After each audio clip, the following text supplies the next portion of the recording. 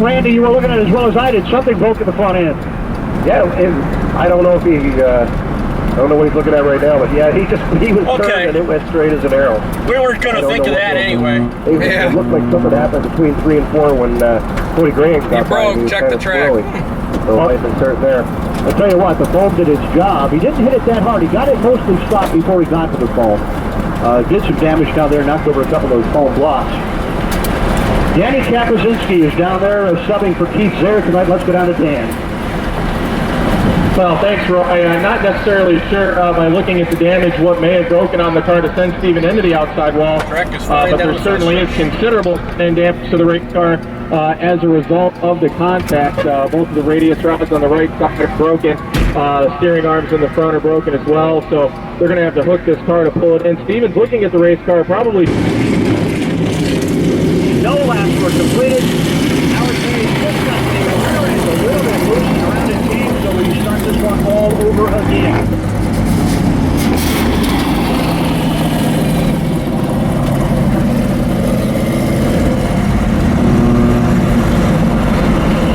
So Page goes around up in turn number 4. This should be an easy one. Randy, in the restart, You would starting in think. the front row. Do you rethink what you just did? Oh yeah, lots of times, especially if you're starting in the front row, you try and determine the start. If you're on the inside, you always try and sit back and try and make that guy on the outside think he's jumping the flag, and then get him. If you're starting on the outside, it's a different story. You try and keep pushing him faster. Hard into the wall down here, trying to make it around the outside, and that wing just really did not let him get the bite he needed on the right front corner of that car, and he is hard into the wall. He is okay getting out of the car, but a bad break, Randy, for Dave Gould. That's terrible to see. You can see that wing went up early, and when he went on the outside, there's not very much bite in the second groove as it is in a heat race. And I don't know if he needed him to take that. But yeah, that car just wasn't going to turn at that point. No, it didn't turn at all. He got it slowed down a lot, but a much heavier hit into the first turn wall than the number 9 of Joya. He was trying to go around the 26 of Sean Gosling to take over fourth, a much-needed spot. You had said keep your eye on him, and we were, but unfortunately that wing, which got bent up on one of the starts, and took away the handling on the front end of that car, and Brule ends up walking back into the pit area. A bad injury, and all of the drivers walked away. No, it's a good thing. It was nice to straight of the tree, keep that low block. Get top back up and some of the roads destroyed. So the field now down to 7, but LeVay may be coming back out in the 66 LeVay Senior. No way that 50 of Gruel is coming back out, probably not tonight. That's an expensive wreck. White flag going to be coming out from starter Donnie Forbes.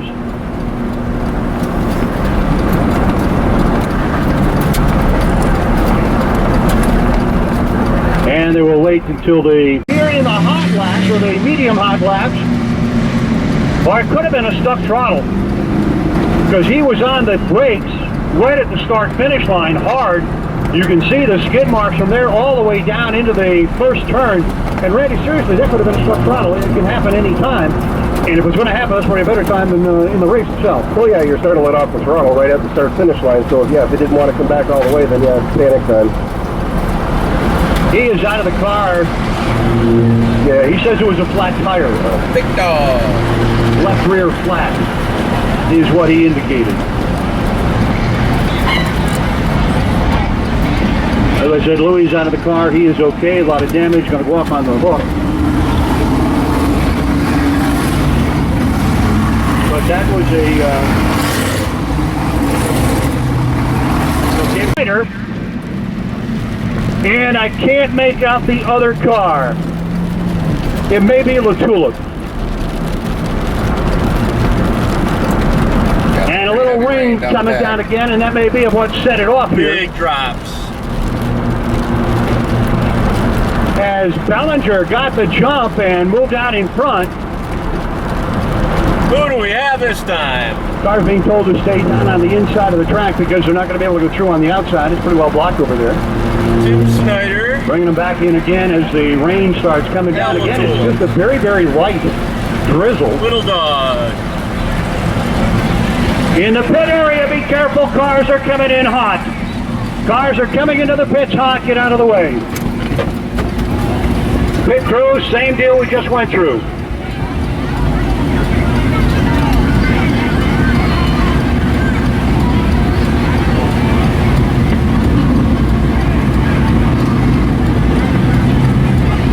Yeah, the push truck's going out on the track as well. Pat Lavery spun after all that. Everybody got through the first time, and it's not going to affect anybody. They're all going to be put back into their position. And this time the track getting a little bit wetter than it was before. That is not a good thing. At least 4 or 5 cars involved over there. And the red flag is going to come out. Howard Page, one of the cars involved. Let's see, who else is over there? No, not Page. Howard is through. The 0 of Snyder got into the wall pretty hard. Also, the 11 of Iosu is over there. 56 Latulip. Panther is over there. Under the foam is the 79 of Sobis. He took a hard wrap. Don't know if anybody else is over there. There's one other car over there. George Street is the street that comes out of the plaza, Oswego Plaza, and goes across and down past the Price Chopper Plaza. And the Oswego Police Department says it is closed because of a pedestrian accident. And that was the reason the helicopter landed and took off. One lap has been completed.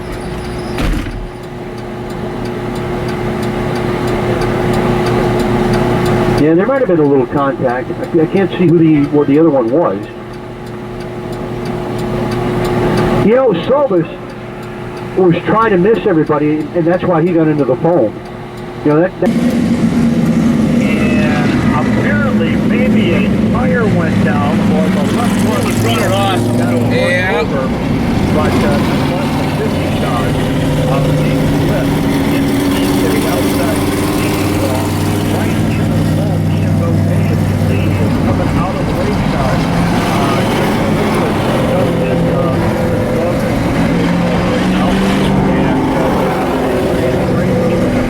Car on the speedway. He had worked his way up to the number 2 spot and apparently broke in the car as he went to the outside part of the speedway. Danny Kapusinski, you're down there on the scene. Danny, what do you have? Well, lots of front end damage to the Tim Barbeau owned Cliff driven number 50 left front corner and right front corner. And as you said, Joe, that's a tough break because Dave Cliff was absolutely on a rail using the outside of the speedway.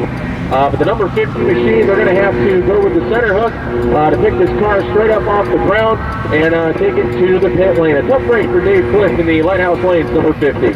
We've got a car in trouble. It is Gardner in car number 18. Andrew Gardner in car number 18. Inside. Bringing the caution out. And Andrew. And Andrew was in the top 5, was in the number 5 position. And as I mentioned earlier, started very fast. Working his way up past the 5 and he kept be up there momentarily with the wireless microphone to give us a report. This is going to put Mike Bond now up. Stack them up back there. 55 was bogging down again.